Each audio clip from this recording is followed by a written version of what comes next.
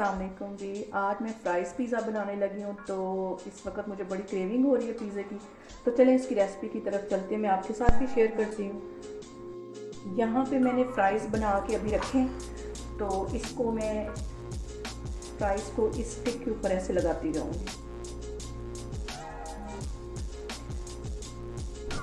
ये फ्राइज़ में इस तरह सारे स्टिक पे लगाती जा रही हूँ।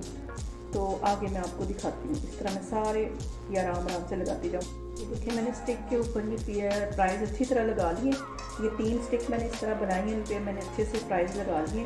तो अब इसके ऊपर मैं बाकी चीज़ें डालती हूँ।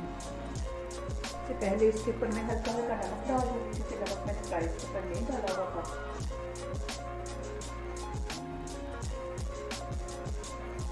अब मैं इसके ऊपर चीज़ डालूँगी। मैंने ग्रेट करके चीज़ रखी हुई थी। ये ज़्यादा सारी चीज़ डालूँगी क्योंकि मुझे चीज़ बहुत पसंद है। तो ये सब के ऊपर मैं ऐसे डालती जाऊँगी।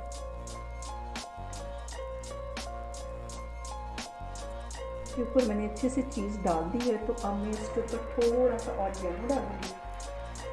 ऐसे ही चुटकी की करीब इन सब के ऊपर डालती जाऊँगी ताकि हमें पिज़्ज़े का फ्लेवर आए।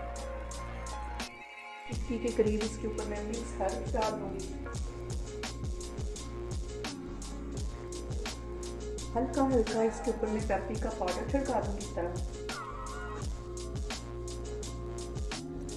बस हल्का। और ये कुटी हुई रेड मिर्च होती है, ये इसके ऊपर हल्के हल्के ऐसे ये छिड़का।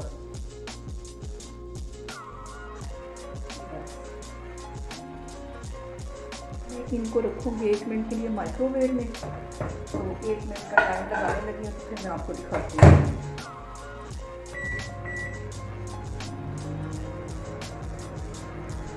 1 मिनट हो गया। तो अब मैं ये फ्राइज़ निकालती हूँ। मज़ेदार से हमारे पिज़्ज़ा फ्राइज़ बन के तैयार हो गए। 1 मिनट में मैंने इसको माइक्रोवेव में टाइम दिया और बहुत ही टेस्टी। मैं इसे पहले भी काफ़ी दफ़ा ट्राई कर चुकी हूँ। आप लोग भी इसको लाज़मी ट्राई करें और मुझे बताएं कि आपको कैसे लगे। अल्लाह हाफिज़।